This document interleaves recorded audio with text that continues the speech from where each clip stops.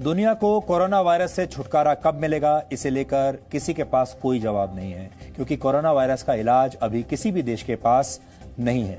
कुछ विशेषज्ञों का मानना है कि इससे आने वाले कुछ हफ्तों में राहत मिल सकती है, तो कुछ कहते हैं कि गर्मी बढ़ने के साथ साथ इसका असर कम होने लगेगा। जितने मुंह उतनी बातें। आप जितने विशेषज्ञों से बात करेंगे सब अलग अलग बातें बताते हैं, जितने डॉक्टरों से बात करेंगे सब अलग अलग बातें बताते हैं।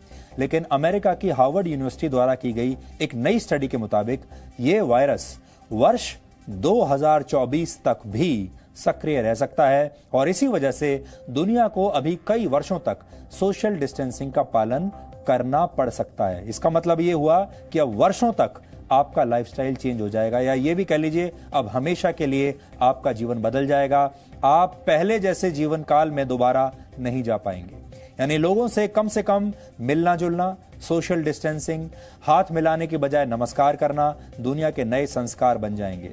इस स्टडी के मुताबिक अगर जल्द से जल्द कोरोना वायरस की वैक्सीन नहीं ढूंढी गई तो अमेरिका जैसे देशों को वर्ष 2022 तक सोशल डिस्टेंसिंग का पालन करना पड़ेगा और 2024 तक संक्रमण के शिकार लोगों की निगरानी भी करनी पड़ेगी, क्योंकि धीमा पड़ने के बाद यह वायरस एक बार फिर तेजी से हमला कर सकता है।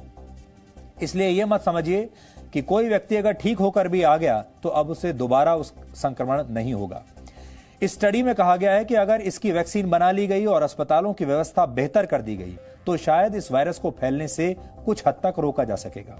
इस स्टडी को तैयार करने वाले डॉक्टर मार्क लिप्सिच के मुताबिक अगर ऐसा नहीं हुआ तो फिर बीच बीच में ब्रेक देकर सोशल डिस्टेंसिंग और लॉकडाउन जैसे तरीके बार बार अपनाने पड़ेंगे। लंबे समय तक स्कूलों को बंद रखना होगा और लोगों को घर से ही काम करने की आदतें अपनानी होंगी। यानी आप जो वर्क फ्रॉम होम की बात आजकल कर रहे हैं, अभी आपको लगता होगा कुछ ही दिनों की बात है, हो सकता है आपको कई वर्षों तक वर्क फ्रॉम होम ही करना पड़े।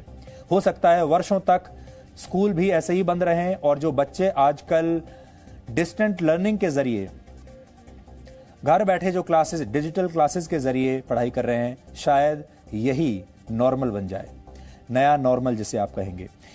इतना ही नहीं, यह वायरस समाज को भी दो वर्गों में बांट देगा। एक वर्ग में वो लोग होंगे जो इसका शिकार होकर ठीक हो चुके हैं और जिनके शरीर की प्रतिरोधक क्षमता ने इस वायरस पर काबू पा लिया है। दूसरे वो लोग होंगे जिन पर अभी संक्रमित होने का खतरा बना हुआ है और जिनकी इम्यूनिटी कमजोर है।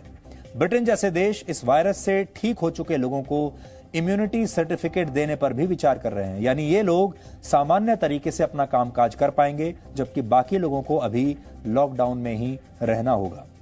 इसके अलावा हो सकता है कि हाथ मिलाने की परंपरा हमेशा के लिए अब समाप्त हो जाए। आमने सामने बैठकर मीटिंग्स करने वाली परंपरा भी शायद हमेशा के लिए खत्म हो जाएगी और समारोह और प्रार्थना सभाओं का तरीका भी हमेशा के लिए बदल जाएगा। बल्कि आप कह सकते हैं कि यह तरीका पहले ही अब बदलने लगा है। हो सकता है शायद भविष्य में मंदिर, मस्जिद, चर्च और गुरुद्वारों में भी जाने से लोग कतराने लगेंगे और शादियां, जन्म और मृत्यु जैसी परंपराएं भी हमेशा के लिए उनकी बदल जाएंगी और लोग ऑनलाइन ही इनमें हिस्सा लेने लगेंगे। दुबई में तो ऑलरेडी सरकार ने यह रूल, एक कानून बना दिया है कि अब वहां पर ऑनलाइन शादियां हो सकती हैं। हो सकता है बाकी और देशों में भी धीरे धीरे ऑनलाइन शादियां होने लगेंगी और जन्म और मृत्यु को लेकर सबसे